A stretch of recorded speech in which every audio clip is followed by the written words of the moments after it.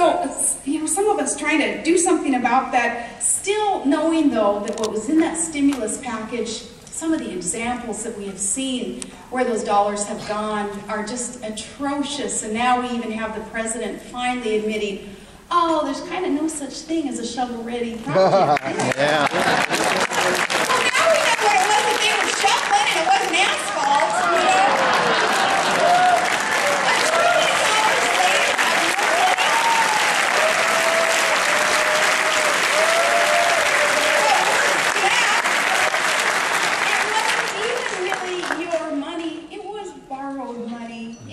Debt-ridden, fat strings-attached money, making us more beholden to other countries we borrow that money from. And that is what I talk about when again I hear the sound of a child and I think about her future and I think, what are we doing to these kids as we steal the opportunities from them, spending $1 trillion on projects that many weren't necessary, many were part of boondoggles, and many were just political favoritism projects, and now we see proof of that. There's some vindication, but it doesn't make me feel any better to have that vindication where even the president finally says, oh yeah, okay, I guess. That's naivete, that's stubbornness, that's a lack of experience that's being made manifest in the White House.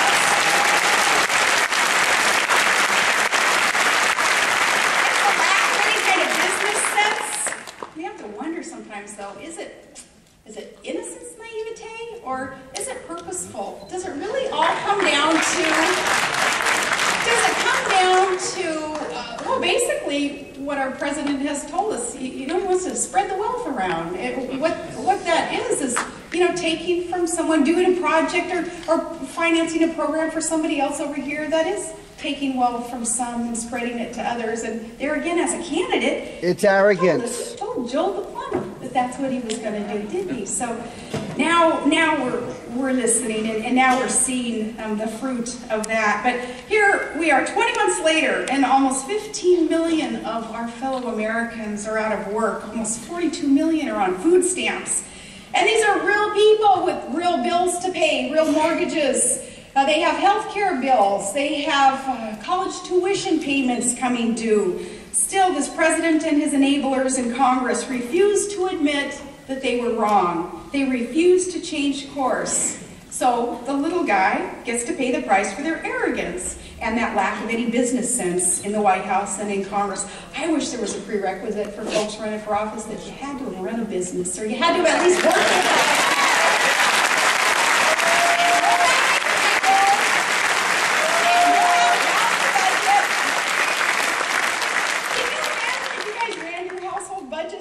Small business the way that they run it in Congress. You know, no, I wish that was, you know, people say that my resume isn't fat enough to have done whatever it is that some elites think that I should have, could have done. Well, at least I have some common sense. At least running small business.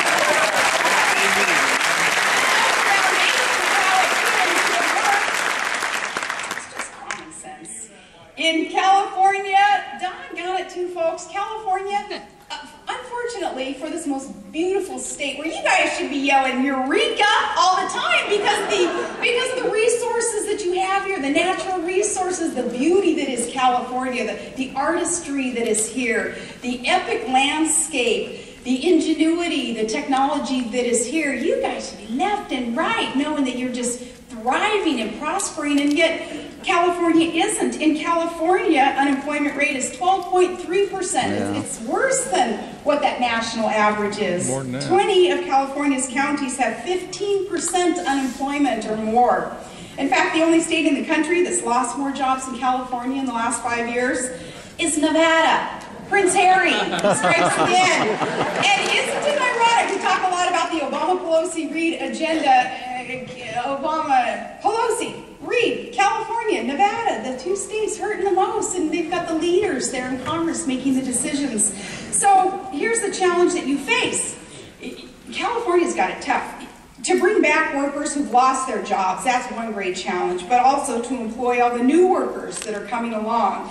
California would need to create more than 4 million jobs over the next 10 years to keep up. Does anyone seriously think that the liberal policies of Pelosi and Reid and Obama heck, a boxer and a Brown are going to be able to turn this around and get the job done. No. They act like they're permanent residents of some unicorn ranch in fantasy land. If they really think that they're going to be able to turn it around with the liberal policies that they want to continue. And, you know, pixie dust, that's right. Another thing about California, you guys aren't afraid to call it like you see it, to help me out here interjecting all these wonderful sound bites that I'm going to start writing them down on the palm of my hand. I'm going to use them.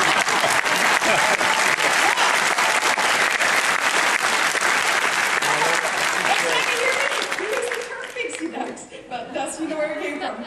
But California needs strong, principled leaders. You need leaders to bring life back to this state and bring life back to the investing community. And there is great life in California. As I say, there is the workforce that is here. There is the innovation, the natural resources.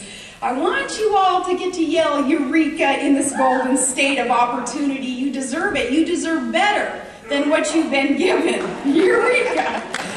Leaders who will bring down taxes, for one, and just again, engage in some common sense to bring down taxes and get rid of the regulations that are strangling the entrepreneurship that should be here, and those things that thwart the allowance of the boldness that had made California the technology center of the world.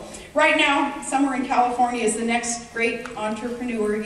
He or she, you know, they're tinkering in their garage and they're in a lab somewhere with that next great technology breakthrough, just waiting to help change our world for the better. I am confident that that person, those persons are here in California. California needs a government to stop stifling the creativity, though, and the determination that once made the state synonymous with extraordinary economic growth. California used to be the envy of all the other states, looking at what was going on here, and other states saying, man, what are they doing there? We need to emulate those policies in California to allow that technology growth, the economic roar that can heat really an economic engine throughout our entire nation. A government here needs to stop burdening layer after layer of rules and regulations on the backs of small businesses and stop taxing people.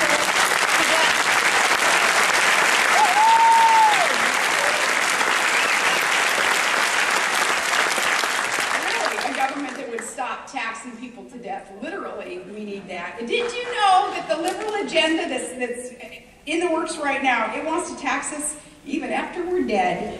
And when the Bush tax cuts expire in 3 months, the federal estate tax is zooming back up to 55%. I don't know if people are even aware of what's coming down the pike here in a very short order, taxes like that increasing. And I know you can't take it with you, but I was kind of hoping that my kids could anyway. We're working really hard for our kids, and why should government get that chunk of what it is that we're working and producing in order to help take care of the next generation?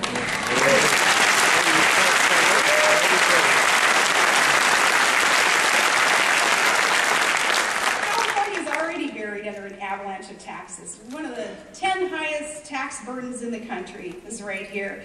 And, you know, it's only going to get worse under the same leadership and the same liberal agenda. So, here again, we have a choice, and we get to take it back. If we want to take it back, we get to take it back. That's the beauty of our democracy. We get to vote in new leaders. We get to fire those who have made the mistakes and have been so less than discerning when it comes to the decisions that have to be made to get our economy roaring back to life. We can fire them and hire people with servants' hearts who will listen to the will of the people, understand how to run a business, and understand what it is that government needs to do or not do in order to allow the private sector to grow and to thrive again.